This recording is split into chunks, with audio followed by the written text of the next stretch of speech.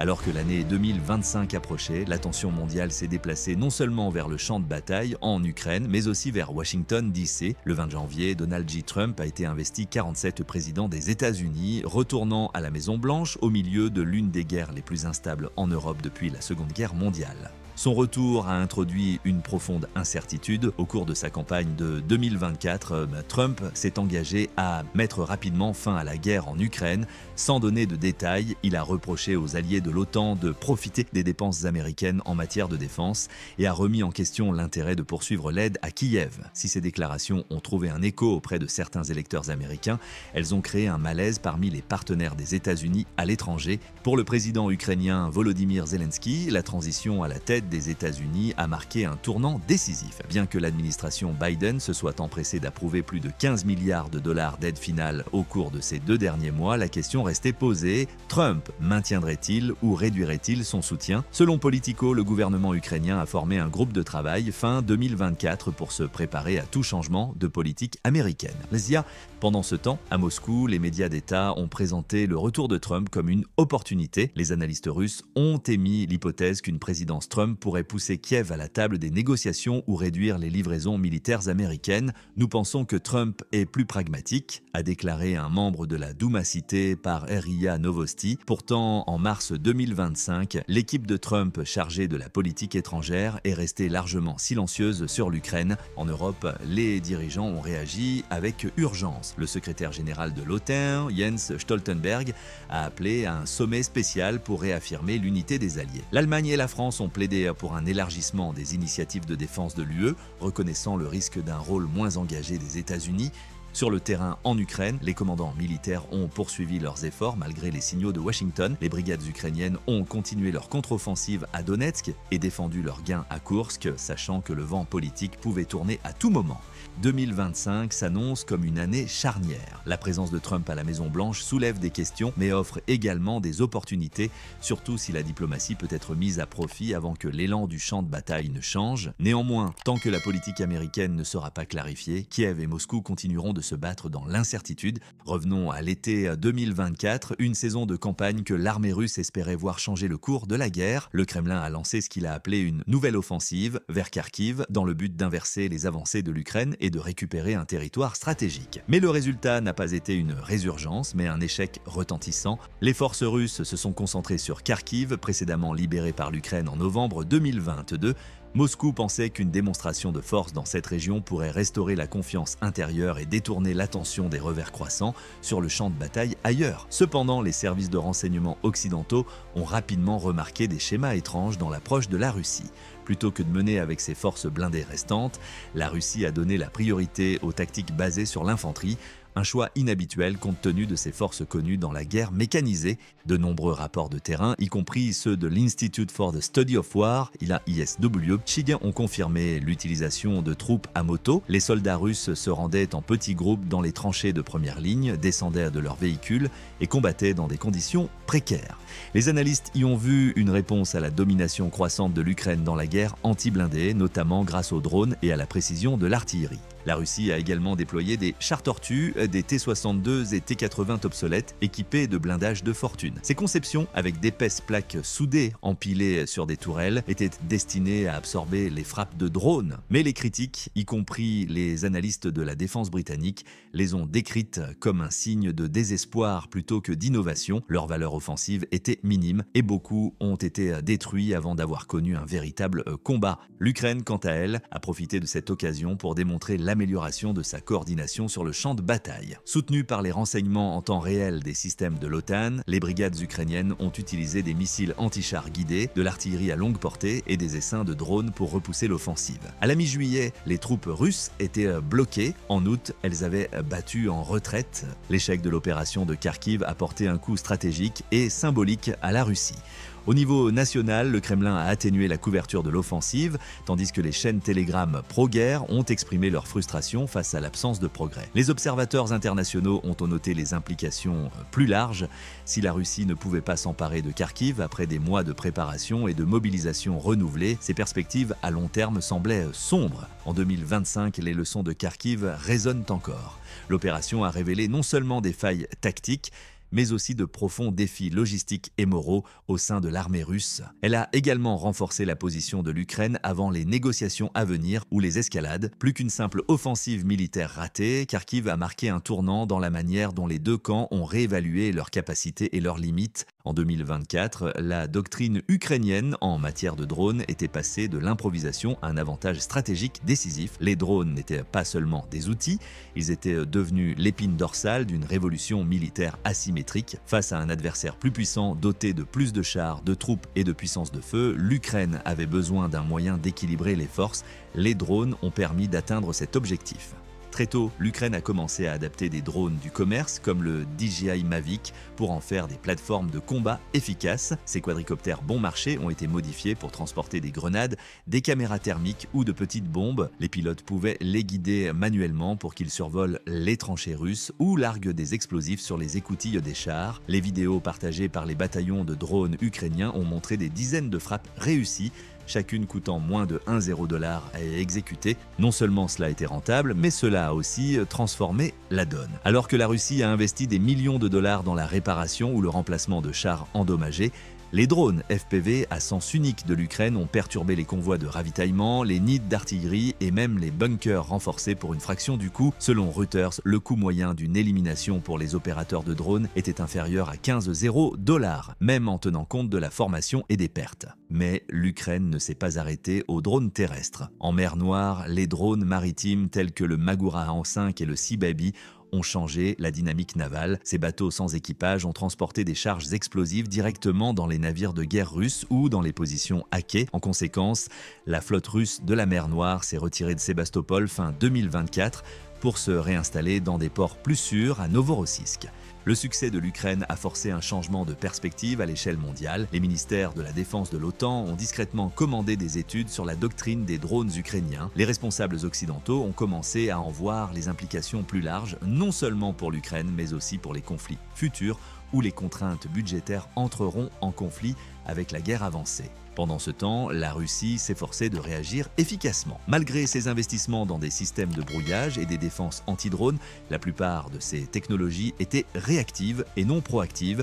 Les opérateurs ukrainiens mettaient constamment à jour les trajectoires de vol, les logiciels et les systèmes de contrôle pour contourner les contre-mesures russes. Dans de nombreux cas, les drones étaient lancés à des distances trop éloignées pour être interceptés parfois à plus de 30 km. Le résultat le plus important de la révolution des drones en Ukraine a peut-être été la façon dont elle a compensé son désavantage en termes de main-d'œuvre. Avec une population inférieure à un tiers de celle de la Russie, l'Ukraine ne pouvait pas gagner dans un jeu de nombres. Les drones sont devenus des multiplicateurs de force, permettant à des unités plus petites de frapper bien au-delà de leur poids.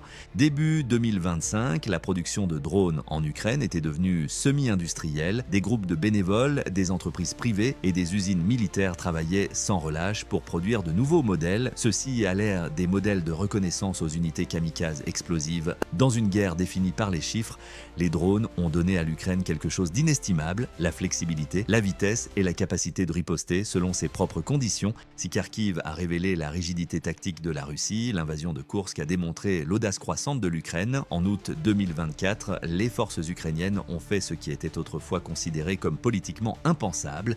Elles ont traversé la frontière et occupé un territoire à l'intérieur de la Russie. Ce qui avait commencé comme une incursion exploratoire s'est transformé en une occupation à part entière. Les unités mécanisées ukrainiennes ont avancé dans l'oblast de Koursk, s'emparant d'environ un 300 km² en moins de 3 semaines. Pour une armée longtemps considérée comme le côté défensif de cette guerre, il s'agissait d'un changement historique. Selon le ministère ukrainien de la Défense, l'offensive a pris la Russie par surprise. Les régions frontalières étaient faiblement défendues, par des conscrits plutôt que par des soldats contractuels. Ces troupes, dont beaucoup avaient une formation limitée, ont été rapidement submergées ou capturées. Les médias ukrainiens ont fait état du traitement de plus de 600 prisonniers de guerre, dont la plupart avaient moins de 25 ans et manquaient d'expérience du combat. La réaction immédiate de la Russie a été la confusion. Les porte-paroles du Kremlin ont minimisé la brèche, la qualifiant d'infiltration terroriste, tandis que les médias d'État ont évité les images de troupes en retraite. Au lieu d'une contre-attaque immédiate, les forces russes ont construit des défenses de tranchées plus profondément à l'intérieur de Koursk, ce qui suggère qu'elles n'étaient un peu pas préparées à une escalade rapide. Ce retard a permis aux forces ukrainiennes de s'installer en utilisant les fortifications mêmes que la Russie avait construites des mois plus tôt, selon l'analyse de l'ISW. évaluait ce retournement des atouts sur le champ de bataille a donné à l'Ukraine un avantage défensif à court terme dans la région. Au niveau international, l'offensive de Koursk est devenue un sujet de discussion majeur. Les responsables militaires de l'OTAN ont interprété l'opération comme un tournant. Elle a prouvé que l'Ukraine pouvait non seulement défendre ses frontières, mais aussi projeter sa puissance au-delà. Cela a encouragé des décisions telles que l'approbation par les États-Unis des frappes de missiles Attack-MS à l'intérieur de la Russie fin 2024. Sur le plan intérieur, la Russie a été confrontée à une crise narrative. La guerre ne se limitait plus à défendre le Donbass ou à dénazifier l'Ukraine. Désormais, les citoyens russes voyaient des images de la ligne de front sur leur propre sol. La panique s'est brièvement répandue à Belgorod et à Bryansk, deux régions voisines craignant également des incursions. Sur le plan stratégique, la décision de l'Ukraine était risquée. Elle risquait de provoquer des réactions plus sévères de la part de Moscou et soulevait des questions éthiques sur l'escalade. Mais politiquement, cela a fonctionné. Kiev a montré à ses citoyens et à ses partenaires qu'elle était capable de mener une offensive et que le sol russe n'était pas à l'abri de représailles. Dans une guerre définie par la guerre psychologique autant que par les déplacements de territoire, l'opération de Koursk s'est démarquée. Elle a ébranlé Moscou, enhardi l'OTAN et placé l'Ukraine dans une position plus forte pour les négociations futures ou les escalades. Début 2025, les forces russes avaient repris certaines parties de la Crimée, mais pas toutes. Alors que Trump prenait ses fonctions, certaines parties du territoire russe restaient sous contrôle ukrainien, une réalité impensable un an auparavant. La Russie a commencé l'année 2025 avec une faiblesse critique qu'aucune propagande ne pouvait masquer, un nombre insuffisant de soldats. Malgré les affirmations de recrutement massif, de nombreux rapports indépendants ont mis en évidence une dure réalité. Selon les données de Riddle, une grande partie des 490 nouveaux contrats déclarés par la Russie en 2023 étaient des doublons. Les contrats étaient plus courts, certains ne duraient que 3 mois et les renouvellements étaient comptabilisés comme de nouvelles recrues. Le nombre réel de nouvelles troupes déployables était plus proche de 150 à 200 zéros. Ce manque s'est produit à un moment dangereux, alors que la Russie étendait ses lignes de front à Donetsk, à Koursk et à Zaporijia. La densité des troupes est tombée en dessous des seuils stratégiques. Selon les services de renseignement britanniques, la Russie avait subi jusqu'à 700 pertes, tués ou blessés en octobre 2024. Les pertes en novembre ont fait grimper la moyenne quotidienne à plus d'un 5 cents sans aucun signe de ralentissement. Le Kremlin a réagi en offrant d'importantes incitations financières. Les soldats contractuels pouvaient gagner 3 à 4 fois le salaire national, mais même l'argent ne pouvait pas surmonter la peur croissante des conscrits. Les réseaux sociaux et les chaînes Telegram cryptées regorgeaient de messages de familles qui avaient perdu le contact avec leurs proches. Certains gouverneurs locaux ont discrètement résisté aux quotas fédéraux, en particulier dans les régions rurales à minorité ethnique où les pertes étaient les plus élevées. Les reportages de la BBC Russie et de Mediazona ont confirmé ce que beaucoup soupçonnaient. L'armée russe envoyait des troupes en rotation dans les zones de combat avec un entraînement minimal. Les nouvelles recrues, dont certaines n'étaient sorties de la vie civile que depuis quelques semaines, étaient envoyées sur les lignes de front avec à peine plus qu'un équipement de base. Les officiers vétérans déjà à bout de souffle ont exprimé leurs inquiétudes quant à l'état de préparation au combat. La situation en matière d'équipement a aggravé le problème. Les chars modernes ayant été perdus au profit de la guerre des drones et l'artillerie étant en nombre insuffisant, les soldats se sont souvent battus sans couverture blindée. Les tactiques à forte densité d'infanterie ont augmenté le nombre de victimes, creusant encore davantage le déficit de recrutement. Pendant ce temps, des rapports faisaient état de désertion et de protestations internes. Bien que fortement censurés, les dossiers des tribunaux locaux des régions russes ont montré une augmentation des poursuites pour absence non autorisée du service militaire, un euphémisme juridique pour désigner la désertion. Début 2025, la crise des effectifs en Russie était à la fois tactique et politique. L'armée ne parvenait pas à remplacer ses pertes assez rapidement et à mesure que la guerre s'éternisait, la population russe, en particulier dans les petites régions, se lassait de porter ce fardeau. Malgré les efforts de Moscou pour garder le contrôle, le coût humain de cette guerre pourrait s'avérer plus difficile à compenser que la perte d'un char ou d'un avion. Depuis le début de la guerre, Vladimir Poutine s'est appuyé sur la rhétorique nucléaire pour dissuader l'escalade occidentale. Il a tracé des lignes rouges autour de l'implication de l'OTAN, des armes à longue portée et des attaques contre le territoire russe. Mais à la fin de l'année 2024, l'Ukraine a franchi ces lignes et rien ne s'est passé lorsque les troupes ukrainiennes ont avancé vers Koursk et frappé les centres logistiques russes russe avec des missiles Attack-MS fournis par l'Occident, de nombreux analystes s'attendaient à une réponse féroce du Kremlin. Pourtant, Poutine est resté largement silencieux. Il n'y a eu aucun changement dans la posture nucléaire de la Russie, aucune annonce majeure, aucune représaille au-delà des frappes de missiles standards. Cela a marqué un changement radical. Tout au long des années 2022 et 2023, toute proposition occidentale d'armer l'Ukraine avec des systèmes avancés, tels que les batteries HIMARS ou Patriot, avaient déclenché de vives mises en garde de la part de Moscou. Les médias d'État russes évoquaient régulièrement des menaces existentielles et faisaient allusion à des options nucléaires limitées, mais ces menaces avaient un effet décroissant. À la fin de l'année 2024, les décideurs de l'OTAN ont commencé à considérer les lignes rouges de Poutine comme des outils politiques et non comme une doctrine militaire.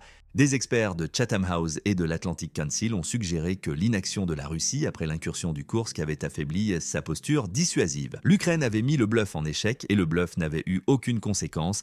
Cela a encouragé de nouvelles actions, notamment des frappes de drones plus nombreuses et plus profondes en territoire russe. Pourtant, la menace n'a pas disparu. La Russie conserve un arsenal nucléaire redoutable, plus de 1,500 ogives stratégiques déployées et une vaste gamme d'armes tactiques. Selon les services de renseignement américains et français, le commandement nucléaire russe reste centralisé au sein du cercle restreint de Poutine, ce qui rend l'imprévisibilité très préoccupante. Mais pour l'instant, le silence en dit long. Au lieu de redéfinir ses lignes rouges, le Kremlin semble redéfinir sa stratégie. La flexibilité tactique, l'utilisation de drones à longue portée et le soutien des troupes étrangères sont de plus en plus mis en avant. Les discussions sur le nucléaire, autrefois au premier plan, sont désormais reléguées au second plan. Ce changement a des implications majeures. Si Poutine n'utilise plus efficacement les menaces nucléaires, l'Occident pourrait se sentir plus libre d'étendre son aide militaire. L'Ukraine, elle aussi, pourrait prendre des mesures plus audacieuses si elle croit que l'escalade sera contenue. En termes géopolitiques, c'est un paradoxe dangereux. L'absence de réponse nucléaire peut apporter une stabilité à court terme, mais augmenter les risques à long terme car les deux parties testent jusqu'où elles peuvent aller. Face à l'augmentation des pertes et à la diminution des réserves, la Russie s'est tournée vers un allié inattendu, la Corée du Nord. En octobre 2024, les services de renseignement sud-coréens et le ministère ukrainien de la Défense ont confirmé que des troupes nord-coréennes étaient en route pour la Russie. Selon les premières estimations, environ 3 aérosoldats auraient été stationnés en Extrême-Orient russe, suivis de 10 autres déployés près des régions de Koursk et de Belgorod. Moscou a invoqué un pacte de coopération en matière de défense signé avec Pyongyang en juin 2024, autorisant l'assistance mutuelle en matière de sécurité. Bien que techniquement légale en vertu de cet accord bilatéral, cette décision a suscité l'inquiétude dans le monde entier. C'était la première fois qu'une armée étrangère participait ouvertement à l'effort de guerre de la Russie. Du point de vue des effectifs, la Corée du Nord comblait une lacune importante. Les troupes ont permis à la Russie de réaffecter des unités plus expérimentées dans le Donbass tout en utilisant les nouveaux arrivants pour des missions de défense à l'intérieur du territoire russe. Mais des questions ont rapidement émergé quant à leur réelle valeur. Selon des transfuges et des analystes militaires interrogés par Voice of America, de nombreux soldats nord-coréens manquent d'expérience au combat, en particulier dans la guerre moderne. Leur dernier déploiement majeur à l'étranger remonte aux années 1950. Ils ne sont pas familiarisés avec les ordres en russe et les tactiques de combat de style OTAN. La coordination avec les officiers russes s'est avérée lente et inefficace. La nutrition et le moral sont également préoccupants. D'anciens soldats nord-coréens décrivent avec eux des pénuries chroniques de nourriture, de soins médicaux et d'équipements de base. Cela soulève des doutes quant à la durée pendant laquelle ces troupes peuvent être efficaces, même sous la supervision russe. Sur le plan géopolitique, cette décision pourrait se retourner contre la Russie. La Chine, bien que partenaire économique des deux nations, s'oppose aux interventions étrangères qui suscitent un examen minutieux à l'échelle mondiale. La présence de troupes nord-coréennes pourrait forcer Pékin à prendre ses distances, au risque de sanctions plus importantes de la part des gouvernements occidentaux. Pour l'OTAN et l'Ukraine, cette évolution était la preuve du désespoir de la Russie. Les responsables ukrainiens ont déclaré que l'implication de la Corée du Nord confirmait la nécessité d'un soutien continu de l'Occident. Les renseignements du ministère ukrainien de la Défense suggéraient que la plupart des troupes nord-coréennes étaient encore en formation et n'avaient pas encore participé à des combats de première ligne en janvier 2025. À court terme, les soldats de Pyongyang donnent un répit à la Russie. Mais à long terme, il pourrait causer plus de problèmes que de solutions sur le champ de bataille en diplomatie et aux yeux des citoyens russes sceptiques quant à la présence de troupes étrangères sur le sol russe. En 2025, la guerre entre la Russie et l'Ukraine est entrée dans un équilibre dangereux. Aucun des deux camps n'est clairement en train de gagner, mais tous deux restent pleinement engagés. Le champ de bataille est en constante évolution, mais les lignes géopolitiques plus larges se durcissent. La question n'est plus seulement de savoir qui a le plus de puissance de feu, mais qui peut tenir le plus longtemps économiquement, politiquement et diplomatiquement. Pour l'Ukraine, le soutien continu de l'Occident reste essentiel, malgré des gains sur le champ de bataille comme Kharkiv et Koursk. L'armée ukrainienne est toujours confrontée à des pénuries d'équipements, notamment en matière de défense aérienne et de munitions à longue portée. Un rapport de la RAND Corporation publié début 2025 soulignait que même avec les innovations en matière de guerre des drones, la profondeur stratégique de l'Ukraine est limitée sans une aide extérieure constante. Et avec les politiques de Trump toujours en cours de révision, cette aide, en particulier celle des États-Unis, n'est plus garantie. L'Ukraine est également confrontée à des pressions internes. La guerre a mis à rude épreuve son économie et ses infrastructures. Des millions de personnes sont toujours déplacées et la reconstruction dans les zones libérées est lente. Pourtant, le moral de la population reste élevé, soutenu par les succès sur le champ de bataille et la conviction que la retraite entraînerait l'anéantissement. Le gouvernement de Zelensky, bien que parfois critiqué pour son pouvoir centralisé, continue de bénéficier d'un large soutien, surtout par rapport à l'environnement politique de plus en plus censuré de Poutine. Du côté russe, les perspectives sont plus sombres, les sanctions restent en place, épuisant le potentiel économique à long terme. Bien que la Russie se soit adaptée grâce à des réseaux commerciaux parallèles, notamment avec la Chine, l'Inde et les Émirats arabes unis, sa base industrielle est sous pression. Les munitions en provenance de Corée du Nord et les pièces détachées passées en contrebande depuis l'Asie centrale peuvent contribuer à soutenir la guerre, mais pas à la réinventer. La contestation publique en Russie, bien que contenue par le contrôle de l'État, n'a pas disparu. Les rapports faisant état du mécontentement des minorités ethniques, des jeunes en âge d'être appelés sous les drapeaux et même des responsables régionaux laissent entrevoir des fractures croissantes. Si le nombre de victimes se maintient au rythme actuel, plus d'un 0 par jour, le maintien des effectifs militaires d'ici à la mi-2025 deviendra exponentiellement plus difficile. Sur le plan international, la guerre n'est plus seulement un conflit régional, c'est un test de résistance pour l'ordre de l'après-guerre froide. L'OTAN est plus unie qu'elle ne l'a été depuis des décennies. La Chine, qui observe attentivement la situation depuis les coulisses, est confrontée à un dilemme: soutenir trop ouvertement la Russie et risquer de s'aliéner l'Afrique et les pays du Sud, ou prendre du recul et laisser un partenaire clé vaciller. En fin de compte, l'année 2025 pourrait être moins une question de victoire que de pouvoir. Qui contrôle le plus de territoire, qui contrôle le récit, et qui peut définir les conditions d'un éventuel cessez-le-feu? Si des pourparlers de paix ont lieu, ils ne seront pas conçus comme une capitulation, mais comme une question de survie. Et la survie dans cette guerre pourrait être la seule véritable forme de victoire que l'une ou l'autre des parties puisse revendiquer.